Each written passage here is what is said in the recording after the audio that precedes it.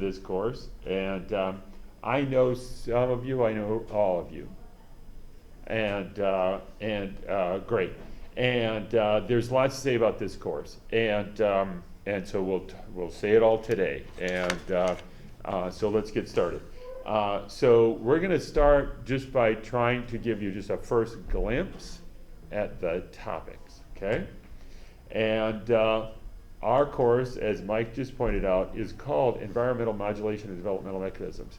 And it's a new topic in biology. And it's a fantastically exciting and intriguing topic that's both a highly advanced topic and also an introductory topic in biology, right at the center. I often say that when I started learning about this, my daughters were little kids and would like to hear bedtime stories, and I would tell them bedtime stories based on these topics, because it's right at the beginning of biology where you're like, yeah, that's cool, I like that. And so I named this course early in the time, and it would have a better title, that would be Ecological Developmental Biology. And but that's what it is. And it brings together just big chunky parts of biology all together. So I'm going to start out with an example to help us just get started. And then we'll talk about the syllabus, we'll talk about the organization, we'll talk about requirements and expectations, stuff like that, how we roll through this. And so, we could take the same acorn that's going to make an oak tree, and we could plant it in different locations. And if we plant an acorn in a meadow, it makes a tree that's low and kind of broad and spread out like that. And that's an oak tree. Or we could plant it in the middle of a thick forest, and it would grow and it would look very, very different. Historically, some people actually categorized the same species as different species because of this fact. But it's a really simple fact, and that is the acorn can adjust its shape, its phenotype, based on the environment. So that's an example like that, okay? And so we have really the same genotype. So just the same genetic information planted in different locations produces a different product, different genotype, like that, okay? Then this is called phenotypic plasticity. So the flexibility of making different phenotypes based on the environment. And from that, we say the genotype and the environment work together to create the phenotype. And so, from genetics, we have a genotype and we're going to get a phenotype. And we'll talk about this some. This is not a course on the history of biology. We don't have to worry too much about that. It's very modern, but there's very interesting historical features of these stories. And this is one. So you've learned some genetics, and in intro bio you learned, well, we're going to have a red flower, we cross it with a white flower, and what do we get in that F1 generation? Do we get red and white flowers, maybe some pink flowers, like that? So it turns out those examples are almost false examples, very unusual stories that are taught in early genetics. And it's actually that's actually what's happening is the geneticists are still trying to convince everybody of the truth of genetics, the truth of how you can have the two different alleles interacting and produce dominant recessive or incomplete dominance. And it's because it's still a young field. So the field of genetics is only about 120 years old, like that. And think about it, for the first almost half of the history of genetics, nobody had a clue what a gene was. The physical nature of inheritance was not known.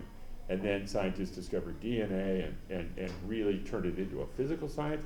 But for the first big part of it, it was theoretical.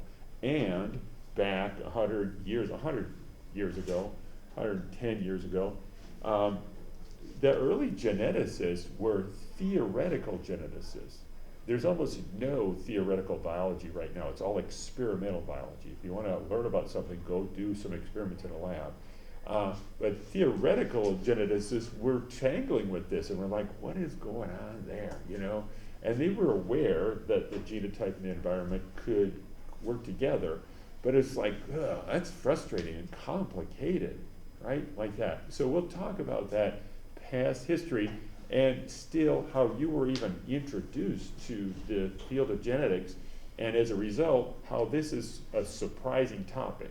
We're like, that's a surprising example. It's super common, super common. All plants and animals have some of this, and we'll talk about it because it's not, their phenotype can't change in every way like that. We can't photosynthesize, right, like that. It's constrained, it's limited, but there's that flexibility.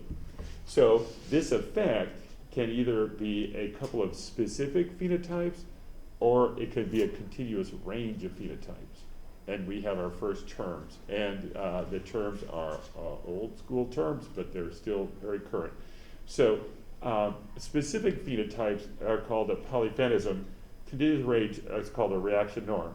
And we'll see both of those.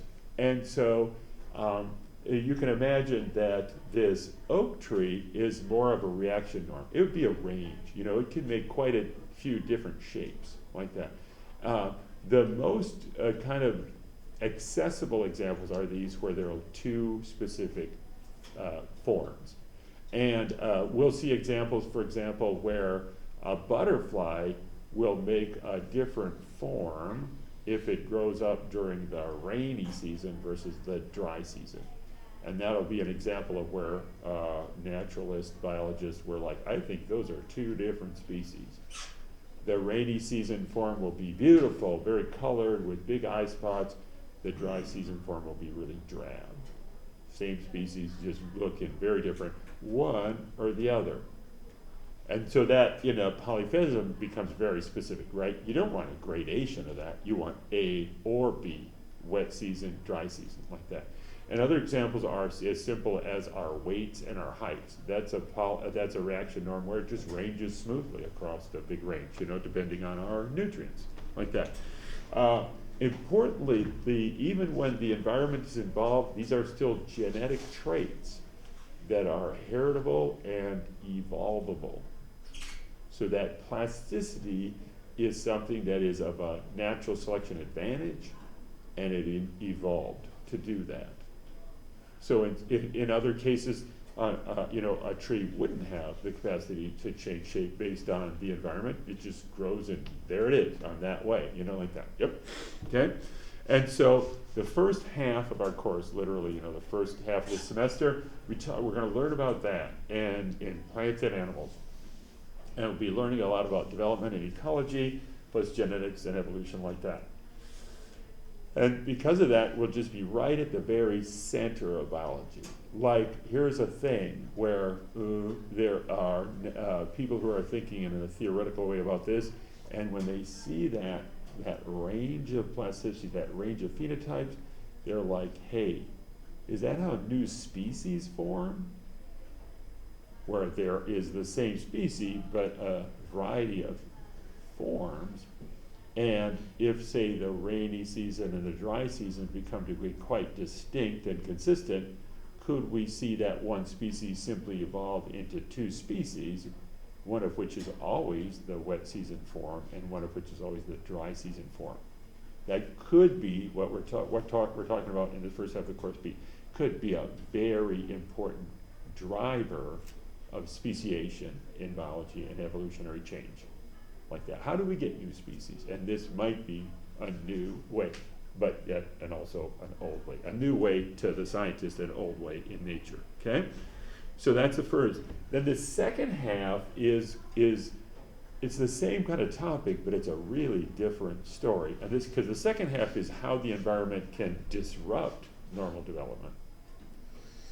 And so you'll see there's a reason why they're both together in the same course. There's a really different kind of attitude and perspective. And for example, there are some pollutants that disrupt our normal development and the normal development of plants and animals, like that.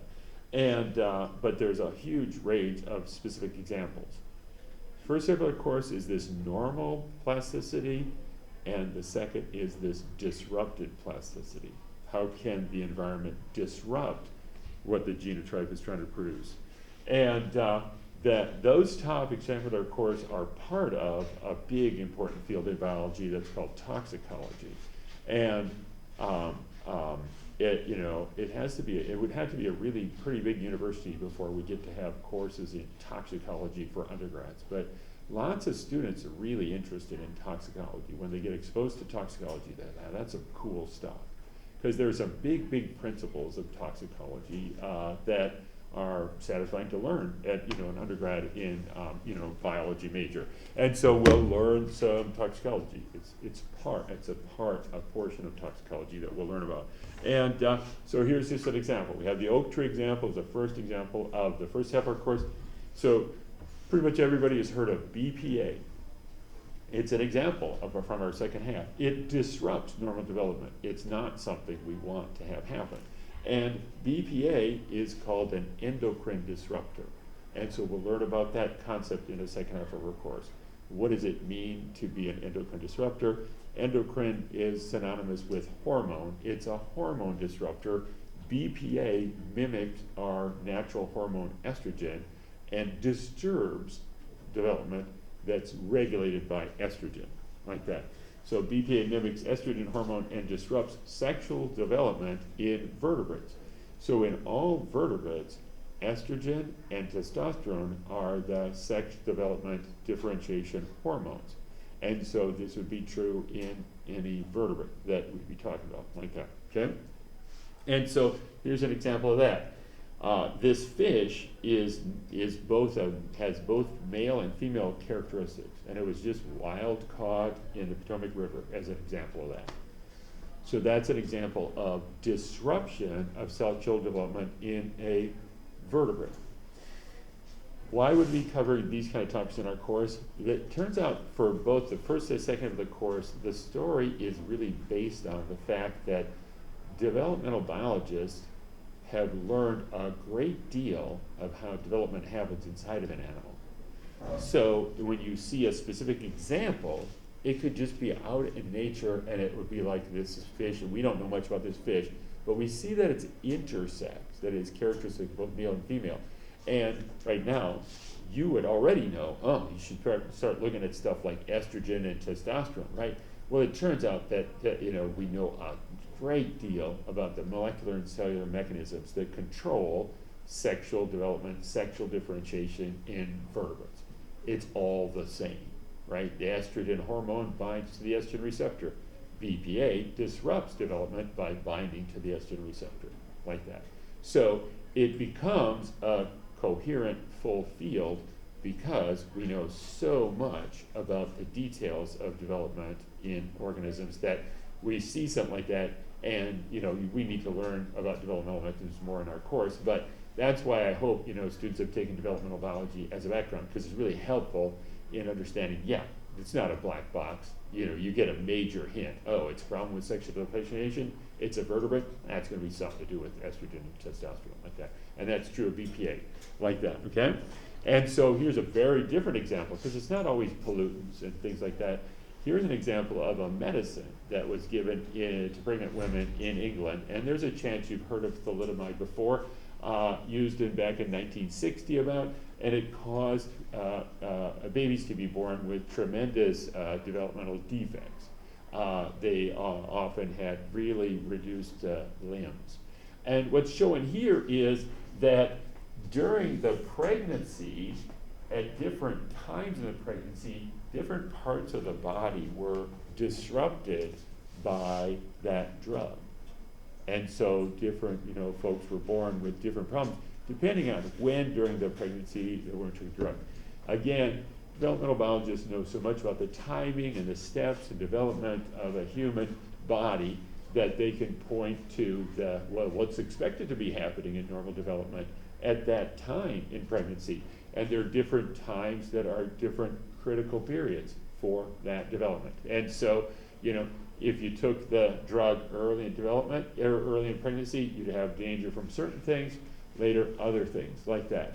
And There are really famous examples of that that are very unfortunate, like this medical one, but then also out in nature, where depending on the timing of the exposure to these disruptors, we see different effects on the phenotype, or no effect on the phenotype.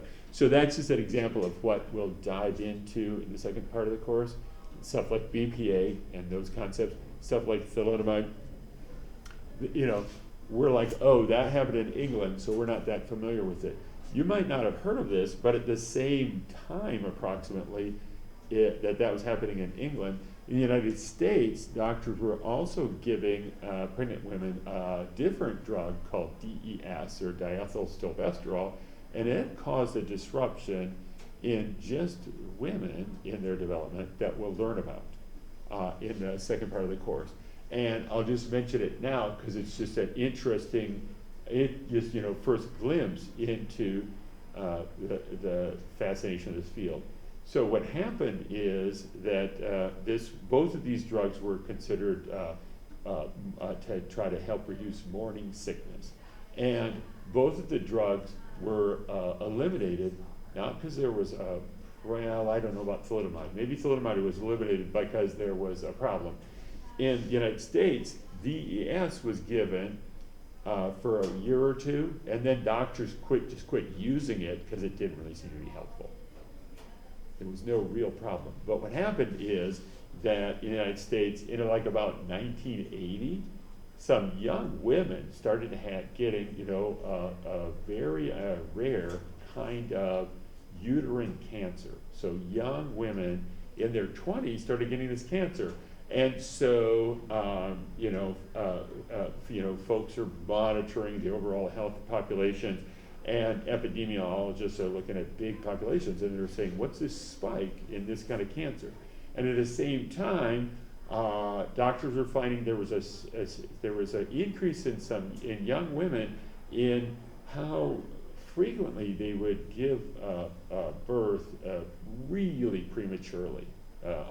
So prematurely that they weren't able to care for the little baby like that, And so epidemiologists got involved in trying to pin those down, and both of their stories were traced back to, their moms had taken DES during the pregnancy of that woman, who was a young woman, childbearing age woman in the 1980s, like that. And so they started referring to those women as DES daughters.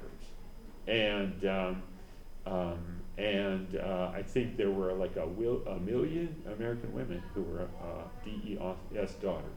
And I'll just mention that on my PhD thesis committee, several years later, one of the members was a DES daughter. And that came up because she got pregnant when I was in grad school, and the doctors put her on immediate bed rest. She had to just stay in bed, hoping that pregnancy could be carried to term, like that, right? And now, in years 2000, there are DES granddaughters whose reproductive health also negatively impacted by if their grandma took this drug way back then, like that, when she was pregnant with, the mom, like that, and their developmental biologists are not surprised to hear, there could be DES daughters, because they understand the mechanisms of reproduction in mammals, all mammals, really well, like that. The cells, the germ-line cells that are going to give rise to sperm and egg, they're already present in a fetus. So they could be impacted, and those are the cells that would give rise to the granddaughters of that pregnant woman back in 1960. So super fantastic, and again, rooted in, that's the problem. Well, we already know a lot about what molecular mechanisms we should take a look at. We should set up some experiments and do these tests. It turns out that what's disrupted is, it turns out, for those of you who know what Hox genes are, Hox gene expression is important in setting up the anterior posterior axis, not just in our lower body, but also in our reproductive organs. and those oncogene expressions get disrupted, and so those DES daughters and DES granddaughters have kind of convoluted and disturbed formation of their reproductive organs, like that. That leads to a sensitivity to that cancer, and also difficulty in carrying pregnancy. Okay, so those are just to get us started, like that. And so now we're going to talk, through the mechanics of our course and the syllabus. And the syllabus is already on Brightspace, like that, where you can find it on Brightspace under the content, and it'll be there all semester. We'll talk through it today because this is kind of a course has kind of a complicated format. It has a first half and a second half, stuff like that. But does anybody have any questions or comments or anything like that yet? Okay. And so now we'll just talk about the flow of the course, okay? So this is me, I have some office hours, but I don't sit around at my office hours. I'm getting stuff set up in lab and stuff like running around the building. So if you want to, meet with me, just send me an email and suggest a couple times you could meet. We can meet. And I have lots of time to meet about this course. And this course is going to be, about half of it will be like, oh, it's in our classroom, and it's the group of us learning together. And about half of it will be you just on your own. Because it's this capstone course, and it's going to involve, about half of the effort is going to involve you developing something you're interested in, like that. And we'll have some students do more medical. Maybe somebody will do a plant-based focused capstone, other examples like that. Luke is a grad student. He's got a research topic. His might be related to that or similar to that, like that. So we can meet and talk about it and stuff like that. And we talk about the overall course and your project for sure, and because there'll be distinctive things in your project that you need help with. And then also, advising and graduation and career, stuff like that. Lots of reasons for us to meet. Then you don't have to read this directly right now, but I try to record the class meetings and post them on YouTube. That nevertheless, it doesn't mean it's an online course. It's an in-person course, and you'll see we want to talk about it. Each of you will contribute because you'll be learning stuff on your own, and we'll be discussing it. And so you really want to try to attend class. And if you can't make it, I'll post it, and you're required to send me notes based on the recording within a week, just to keep up. We got to keep up, and if you happen to miss class because your car broke down, it's not okay. It's not enough to just say, oh, I got notes from a friend, like that, right? You got to really get a chance to see what we talked about, because everything we talked about is really important, like that. So that just describes that. Then up here, I skipped over, but we don't have a required textbook. Here's the textbook that I used up until the last time I taught this, and it's a good textbook, but it's hard to buy anymore because it was published in 10 years ago, and I could put parts of it on electronic reserve, so I've done that, so we don't need to buy it because it's not very available, and the ones that are available are expensive because it's like, why are you so weird that you want this book? You should probably want it so bad that you have to pay a lot, So it's just, we can't really use it. And why is this not, why is it not going through more editions? And the answer is because the author is an old guy, and so he's just not going to do it anymore. The main author, the real author, is this guy, Scott Gilbert, and he also has written a very famous Introduction to Developmental Biology textbook. So he's a developmental biologist, and he was a pioneer in seeing this significance of this, the perspective of, oh my gosh, we're starting to understand developmental biology really well, and we can start learning about some of these more challenging topics. They're like, what's going on there? That's a pretty surprising thing. And so I have this, and the parts that we need are going to be on electronic reserve, and that's found on our Brightspace under that content. You can see the syllabus, and if you just go down a little bit from there, you see electronic reserve, and you click on that, it says Aries, and then you click on that, and it's the chapters and stuff like that. And there's already several readings on that. I have a snapshot of what's on electronic reserve so far.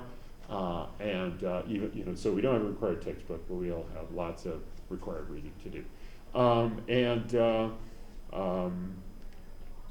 It's super interesting. The field is super interesting because at that same time, so he's a developmental biologist. At the same time, an ecologist named Sonia Sultan published a book on this same topic, but coming at it from an ecologist perspective, it's just so interesting. That book is even harder to find than this book. So I'll put some of that on electronic reserve. I guess I already put a chapter on that on electronic reserves. And this is not an ecologist perspective on the field. This is really coming from that developmental perspective. But it's interesting to see how an ecologist thinks of what's going on here, like that. And so we'll talk some about that. So, and I should also mention that, I think I have a couple copies of this, and a really good chance that I will loan this to, a couple of you because of your project. This book is really written in three parts. The first part is that normal range of development. The second part is that disrupted problems in development. And the third part is about that speciation and evolution potential, like that. And so, this is this old guy who's been thinking and writing about developmental biology for years, and he's like, oh my gosh, this really is the heart of biology. It looks like it to him, like that. So, there's a good chance that some of you might want to use that book, and I have like a copy too of it like that. Okay, great. So then, for all of us, Luke is not an undergrad, but for all of us, we are doing this course as a capstone and also a WRI3, which stands for Writing Intensive, third level, like that. And there are learning objectives in that capstone that these topics cover perfectly. And the way to think about the capstone for us for now is we want to use this course to help you look beyond the limits of the university out into the real world about topics. And you've already seen some of the topics are very world-based topics, like that. The EPA, right? What's up with that, right? And so that's one of the things is to try to take your expertise and now think about after you're in college and how you're going to apply those. And then another part of it is also your career development, and you might not, go on to work in this field or anything, but we should be able to take this learning and these activities to help guide you toward, advancing your career path, whatever it is, and developing that. And so we'll be thinking about that, and you should be thinking about that this is a gear shifting experience.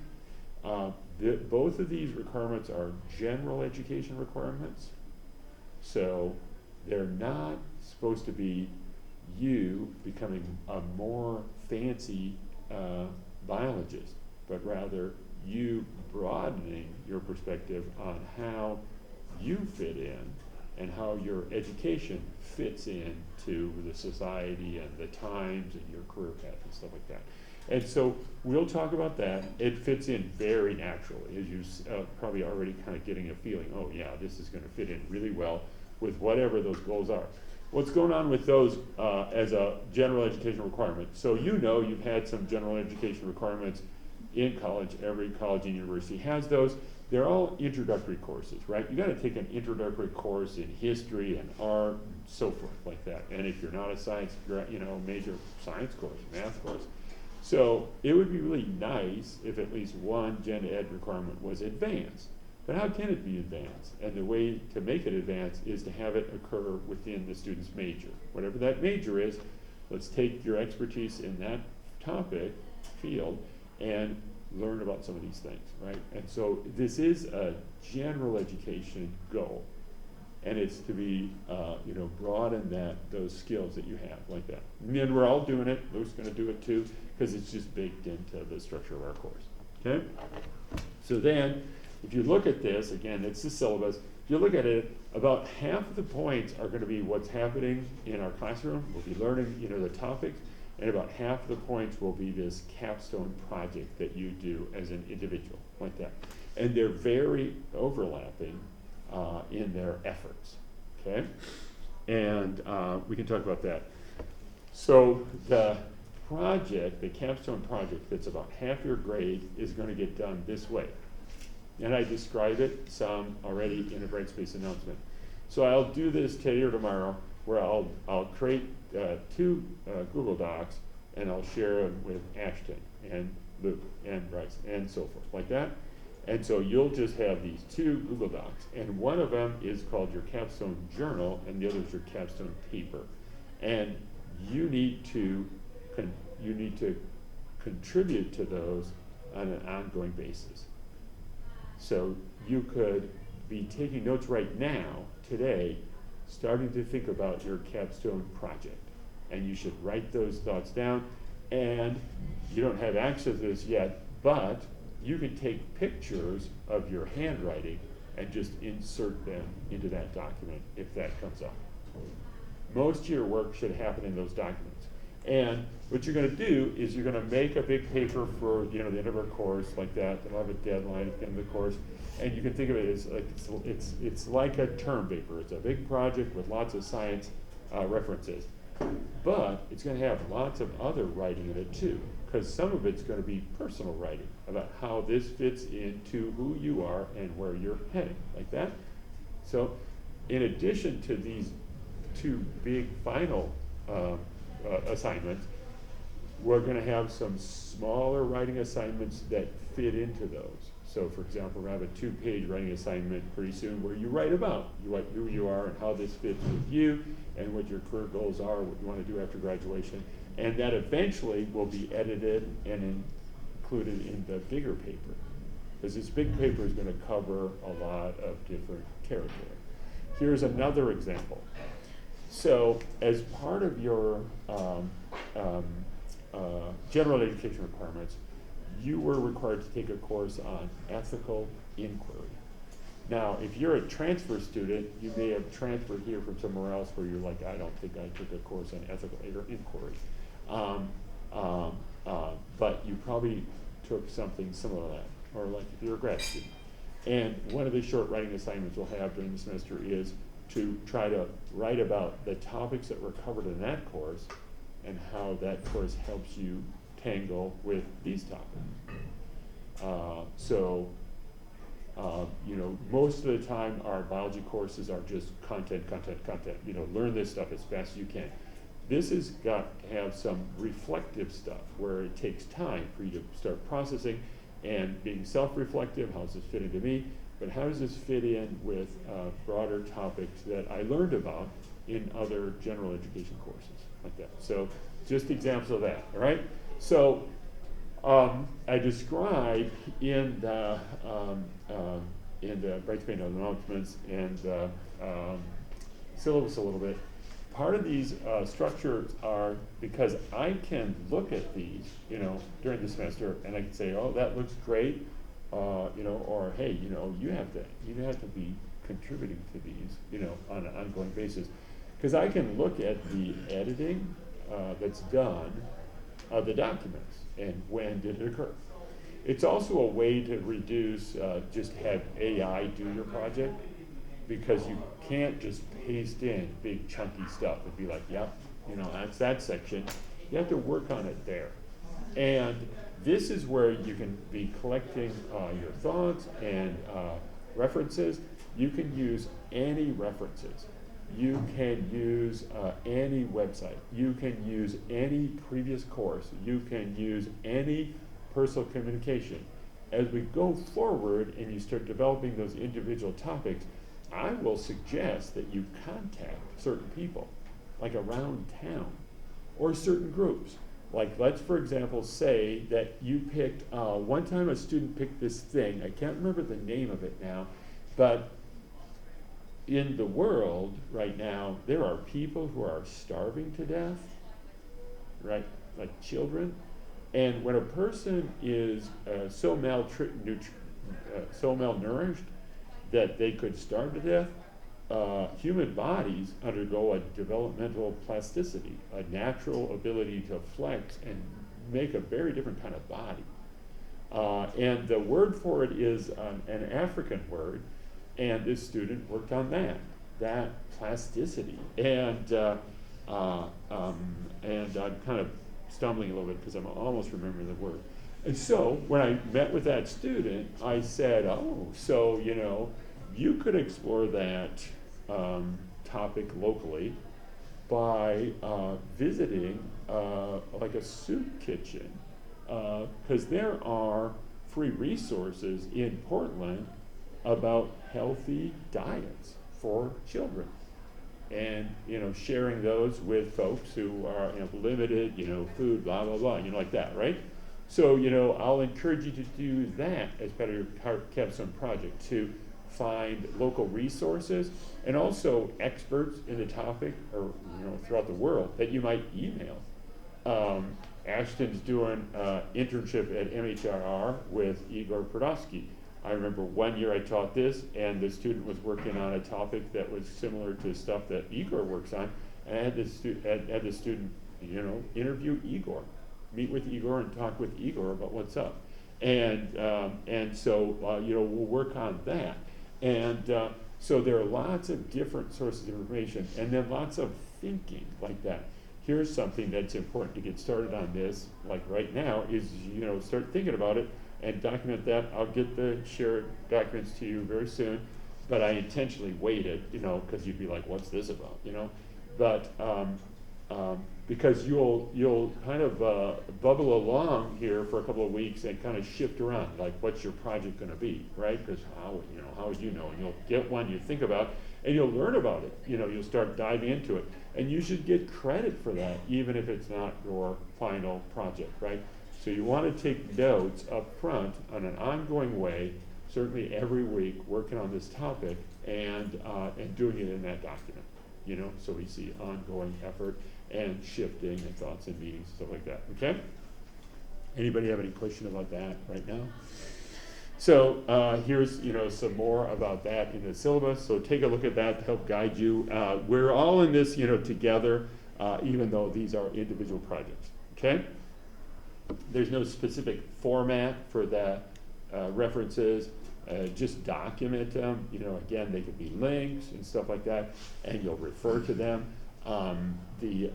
Another example, it's really likely, I've had many students take this course, and they'll go talk with another professor, like in nursing, with nutrition topics like that, or you know, birth and you know, delivery like that, and topics like that. Maybe go talk to a psych professor, social work professor. Of course, not just randomly, but you know, the topic leads you to resources that are not just primary journal articles, you know, describing new research. We have to have a lot of those in there, and we'll learn a lot about that. You know, is finding the articles, the research that is relevant. Because remember, a big part of this is, scientists know a lot about these topics that we're going to be diving into. And we'll also talk about this, that, you know, this is, the focus is on developmental processes like that. And I'll give you a quick example of that. So it's not about physiological processes, and a physiological process usually is something that happens to like an adult like us. So like if we get hot in the sun, we just move to the shade. So lots and lots of examples of behavior are not really part of this course. But some examples of behavior are, and I'll describe some, and they're in our first chapter, first reading like that, where you're like, oh my gosh, that's really fabulous. Okay, so again, you know, we'll talk about those. You know, even though they'll be individual, we'll talk about them every class meeting. You know, about what, you know, what's this, what's that, like that.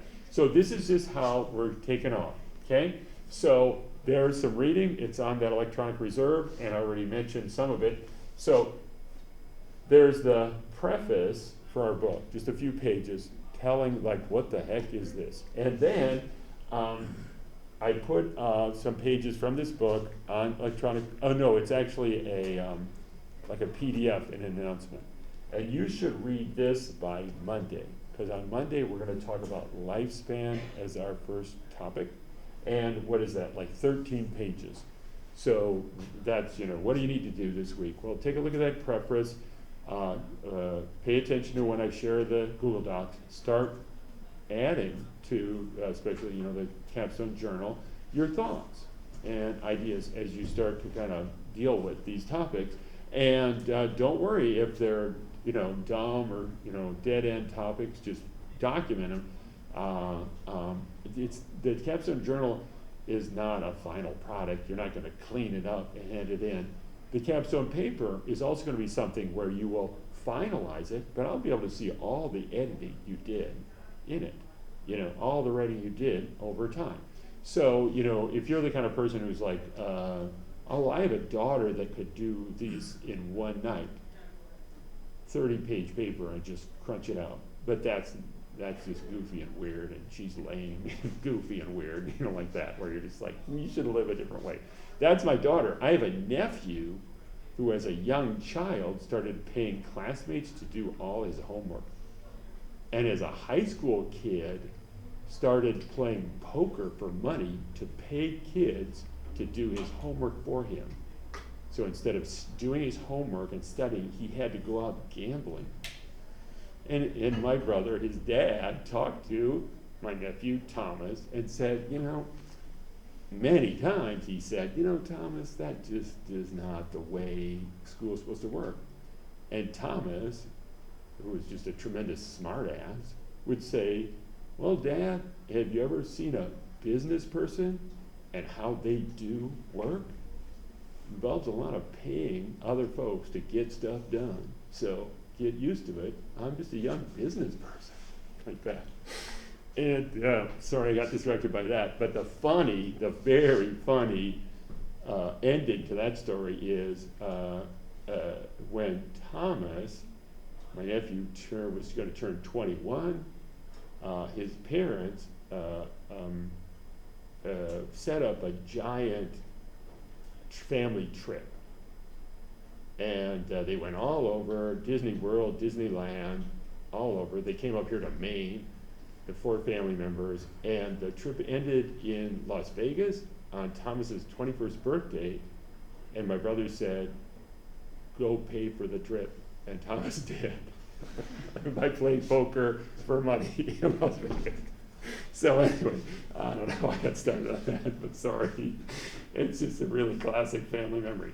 So we want to read that for sure by Monday. Write down stuff, maybe even add stuff to your capstone. It's okay when you're working on your assignments to say, I'm putting some of this in my capstone journal because it's kind of related to my thinking, right?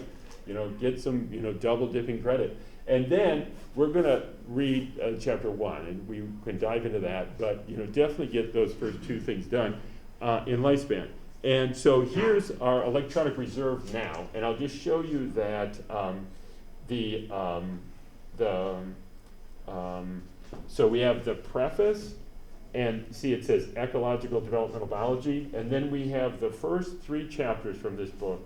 Chapter 1 is the one we're going to read, and we'll eventually get to chapter 2, chapter 3. Then here are these 2 chapters from that ecology book. So, we'll dive into that some also as well, like that, 3 or 4, 3 chapters from it. But so, it's just, they're all on electronic reserve. And again, for Monday, that preface, and then there's a Brightspace announcement with the PDF about lifespan page readings, okay? And then explain this back and forth. Okay, so the format for our class meeting is going to go like this. So on Wednesdays, I'll stand up here and will be like a lecture format like we're doing today. And then on Mondays, we're actually going to sit in a circle and we're going to discuss. And we're going to leapfrog or go back and forth. On Wednesdays, normally, I will start talking about the topic. We're going to have another topic we're going to cover. It's lifespan. So let me tell you about some introduction to some lifespan, and here's some reading requirements. And then Monday, we'll all gather and we'll all try to contribute. And I'll be ready to talk a lot, but everybody will try to contribute. Questions, confusions, comments, bringing stuff in from your capstone, fine, or other courses, like, Cat Miller taught this in immunology, like that. And so it's more sitting in a circle discussion based, like that.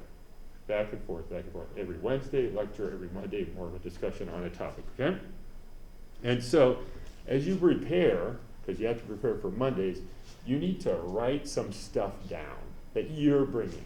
And it can be just questions. It could be things like, I know this is relevant, but on page, 28 of our reading on this topic, what is that about? Can we talk about that? Because I didn't get it, right? So it's not just, things like you're bringing in where you're like, I'm a genius. It's just stuff that you want to contribute to that discussion. And what we're going to do is you're going to have you write it down, and at start of class or just before class, send me a picture to show me documenting, yep, you're participating in this effort, okay? Like that. So as you read, we're focusing on that lifespan 13-page reading for Monday. Take a look at that. It's a messed up topic. And I'll explain in a little bit why, because we got to fit that in. How are we doing for time? This goes from 11 to 12:15. We got another half hour. Because I got to tell you a little bit of lifespan. Okay? So, so we got to get in that habit of that's the format for this course. Remember that our course is just half of a class meeting and half the capstone. So you don't have to put tons of effort into the class. The class work is going to lead to 2 exams. And the exams are going to be essay exams. There'll be like 6 questions, and you'll have to pick 5 to write about them. And one of the questions will be, hey, what do you know about lifespan? Like that, right? Pretty open. Show me what you're learning, but you got to write it down. And it's not a 3-credit course for those 2 exams. It's like a 1.5-credit course is going toward this, learning and discussion. Okay. One time after the spring break, we'll have each of the students kind of help, not exactly lead, but be more prominent in a discussion topic. And that'll be assigned, and you'll know your date, but just to help, not just bring those questions, but actually maybe find a reference and say, hey, everybody, could you look at this, before class? Because I want us to kind of turn our attention to that. Again, not a gigantic assignment, but just to, engage everybody in the process. Like that, okay? All right, great. So, done with talking about the format for the course. Do people have questions about that? All right, and I put this in here to talk a little bit, but I think because of the time, I think I'm going to move to slides that I have especially about lifespan. And if we have time left in class, we can loop back to these, okay? So how does lifespan fit into this course, right? So there's life expectancy, and that's the average length of time that an organism lives. And so if we look at life expectancy in the United States, life expectancy has been increasing over the years. Better health, better diet, stuff like that.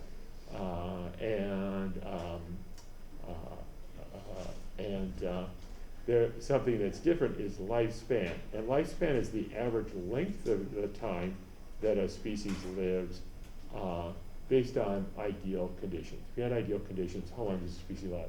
And that lifespan is a genetic trait.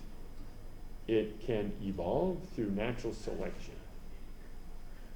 and does.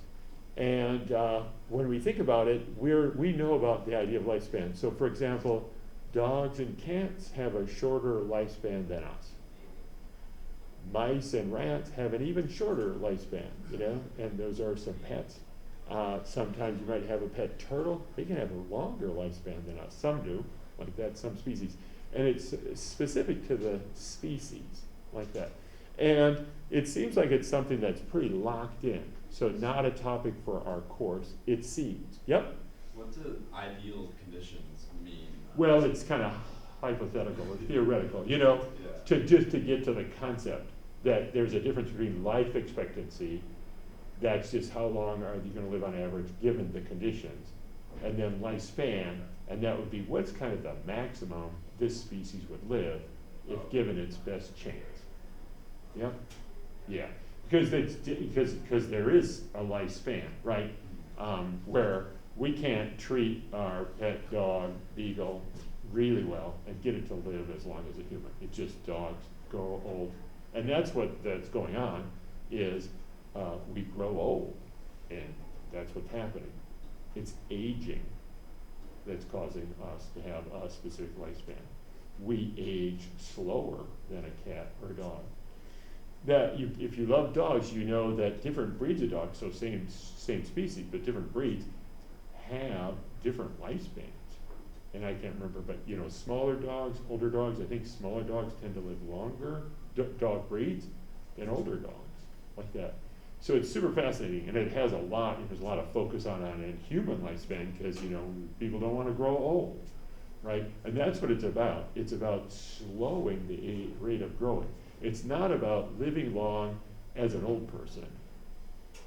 It's about slowing the rate of aging, and slowing the onset of the age-specific, things like disease states, like heart disease and so forth, like that, okay? So that's our topic, and how does it fit in our course? It's a good topic to start with, how it fits into our course, because what we should be aware of is that there's great diversity of life on Earth, and part of this is to have the knowledge of what has been learned, like in laboratories on model organisms, like fruit flies, for example, or mice, and then apply that to the great diversity of life out in nature. Because if we just limit the thoughts about lifespan to us, we just say we live, about 85 years. That's, something like that is the human lifespan. And a rat, like 2 years, and a dog, like 14. That's it, pretty locked in. It could evolve, could change over long evolutionary times, but it's pretty species specific, and it's locked in. But it turns out that's not true for the diversity of life in nature. And so here's was a pioneer. He's a pioneer in studying lifespan. And Cynthia Kenyon, she's an old person now, and she was like young, like your age, probably in about 1980. And so she was doing research at the University of California in San Francisco. No, that's where she was as a professor. She went to do research in a lab in England that studied this little worm called C. elegans. And C. elegans is a nematode, and it was being developed at the Cambridge University in England as a model organism for studying developmental biology and other topics. And so she was there, and she chose to study lifespan and look at the genetics of lifespan, look at mutants of that worm that would live longer, like that. And it turns out that there was a reason she picked that, and the reason is because this species can undergo a kind of hibernation if the conditions are bad. And it's an interesting basis for this hibernation.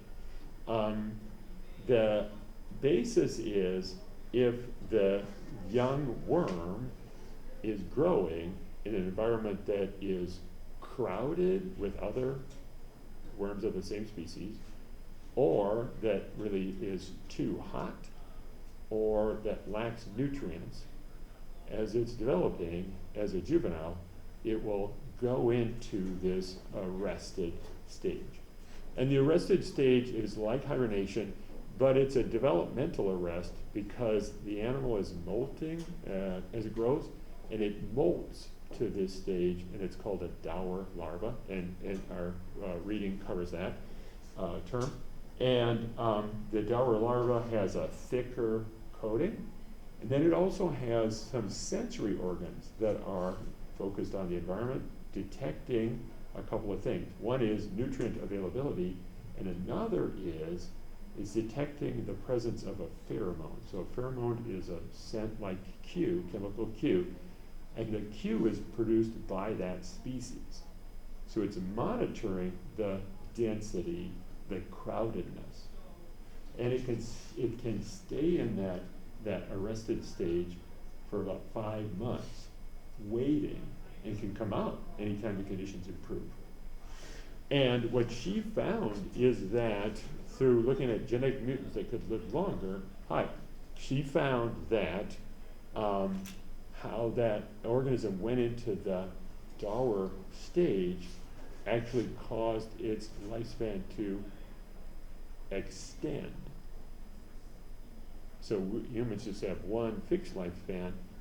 This species has this phenotypic plasticity, right? Because lifespan is a phenotype, has a phenotypic plasticity that's a polyphenism, A or B. A, under good conditions, it grows up fast and reproduces. Under poor conditions, it arrests and waits. And to wait, it actually extends its lifespan. And you would maybe first intuitively just go, I'm not surprised it's living longer. It's not eating, it's just hanging out.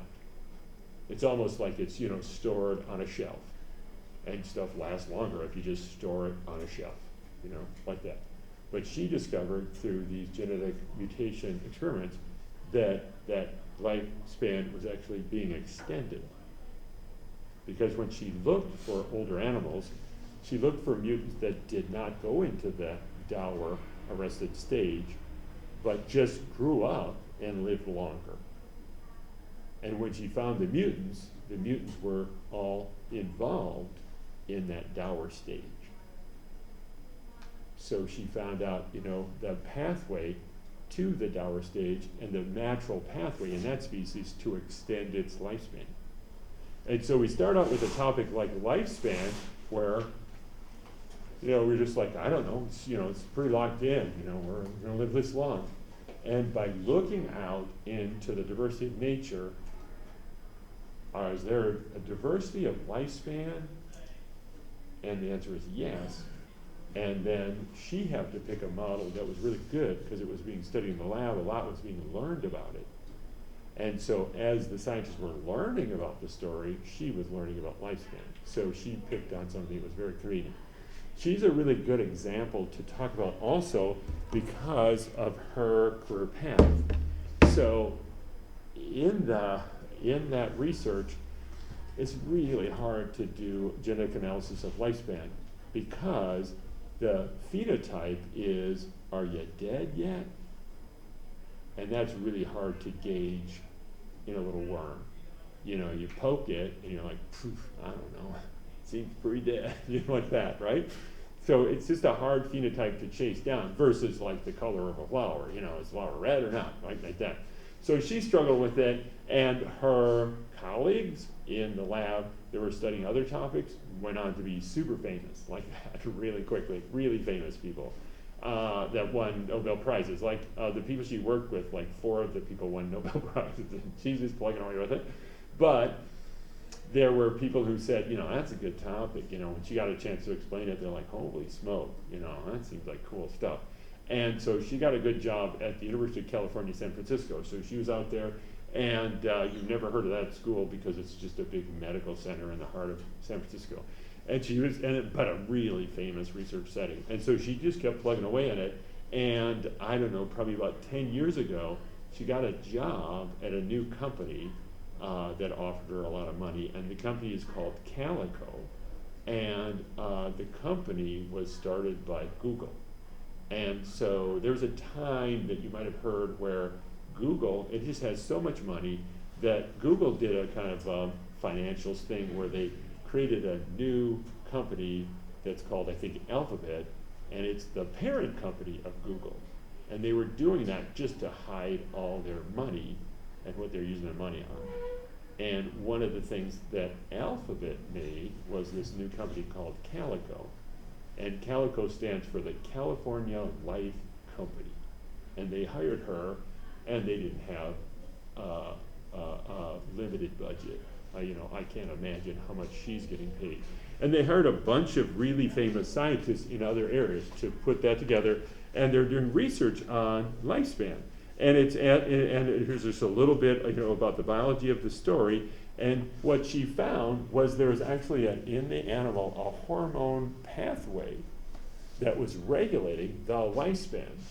And she named these genes. You don't need to hurry to write them down because none of them are ones that we would use in our body. We don't have that hormone. It's a different story, except that, let me get to a page that has these names. Oh, it's probably back here maybe already? Nope. Except that what was called this DAF16 originally in the nematode, scientists have found orthologs in every other animal. And so from developmental biology, we learned a lot about orthologs because when you talk about developmental systems, and it turns out lifespan and aging is a developmental system, there are very, very big similarities in animals across the big ranges.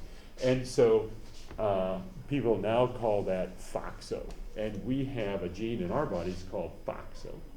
And FOXO is a transcription factor, so this is an example of where you say, you know, what do you know about developmental biology with regard to lifespan? The answer is, oh, we know a lot about it. And there's a FOXO protein, it's a transcription factor, and in the if FOXO is allowed to do its job, it activates a couple hundred target genes that are all involved in slowing down aging, like that. All kinds of ways to slow down aging. And on the other hand, if FOXO is inactive, you don't slow down aging. And what's the decision that's being made broadly in animals, including humans? The decision is, is this a good situation for me to grow up and reproduce? Or should I try to stay juvenile and hope for some improvements and then grow up and reproduce? Like that. Here's an example of that. You probably have heard that human females are starting puberty at younger and younger ages. And there's worry, because it might be true, that some pollutants are disrupting our normal development. But the more commonly agreed upon conclusion is, you know what's causing that early puberty in human females? High quality nutrients. Literally, obesity. So many nutrients that our bodies respond by saying, I should grow up and reproduce, like that. So we don't have dramatic shifts in the timing of our reproductive development and the timing of our aging and so forth, but there's some and that are relevant, and other species open the door. So that's our first topic, is this lifespan, and you'll see the reading covers a lot of stuff, a lot of different angles on lifespan, because there are lots of targets of this FOXO that are relevant, like DNA damage repair, and getting rid of old cells through programmed cell death, and things like that. So it's a good topic for us to start on, because we kind of have to jump in hard, for a first reading, and then we go back and read that first chapter and get our feet, grounded like that. But this is a good one because of that origin of how human researchers, scientists got their foot in the door on lifespan. And shockingly, another big time model organism for understanding lifespan and aging is the species of yeast that causes bread to rise, like that. And if you went outside right now and said to somebody outside, I'm working on yeast, the yeast that causes bread to rise, because I'm trying to figure out how people age, they'd just be like, oh God, you're one of those, aren't you? You're just some goofy, nerdy loser, like that. But it's just really, so it's just fascinating, and it's an example of how this field of ecological developmental biology, because again, the environment is what's modulating that lifespan in the nematode worm, the conditions like that, and it evolved to be sensitive to that, right? It's got that very interesting sensory organ that's detecting the pheromone, the crowdedness. What a clever thing to be paying attention to, right? If I happen to be born in a setting where there are lots of other species, like brothers and sisters maybe, that I'm competing with, I should try to slow down and put the brakes on my reproductive development. And so when they arrest as the dower larva, they're non-reproductive juveniles like that, and they're just waiting for better conditions to grow up well and reproduce like that. So super fascinating, but also kind of challenging like that. So a good one to start with. And we have several more minutes here, but we all want to read about that. And there's a good chance that you've read something like that. Some people take dietary supplements today to try to slow down their rate of aging based on the discoveries that have been made in these organisms. So based on our understanding of the mechanism of development, you can point to certain things and say, maybe, if you did that in your diet, it could help you improve your lifespan, your length of time you live, like that. Yep. So we're going to start. Yep. Do you have like an example of that and why it might make sense? Do I have an example of like a dietary supplement? Yeah. Sure. Yeah. So do you remember in introbiology when you were learning about metabolism and cell respiration? You learned that when glucose gets broken down in the mitochondria, we're going to break it all the way down to CO2, and we're trying to capture that energy and turn it into ATP. And so we get some ATP out of it, and we also get some NADH and FADH2. And then that gets converted to ATP, right? So there's the molecule NADH, and all it's doing, it's getting reduced to NADH as a high level energy intermediate, and then it gets oxidized down to NAD plus, so NAD plus and NADH, and there's just a constant pool of NADH and NAD plus in a cell that's just getting used to, move that energy. And when you break down NADH, you get 3 ATP out of meal. So there are people that take NAD plus as a dietary supplement based on discoveries in that yeast and its role in aging. And I would say the interpretation there is that, and so for example, it's been seen that in older humans, their levels of the NAD pool just decrease. And that NAD pool is provided normally through nutrients, like riboflavin is a vitamin that people take.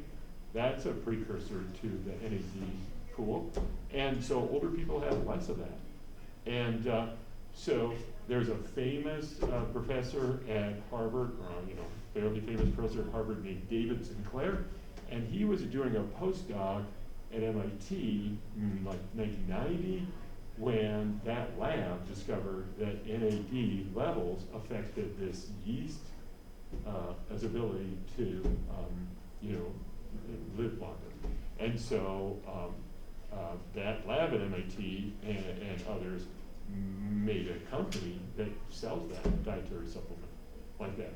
And there have been tests on other organisms, like does this increase its lifespan, like that.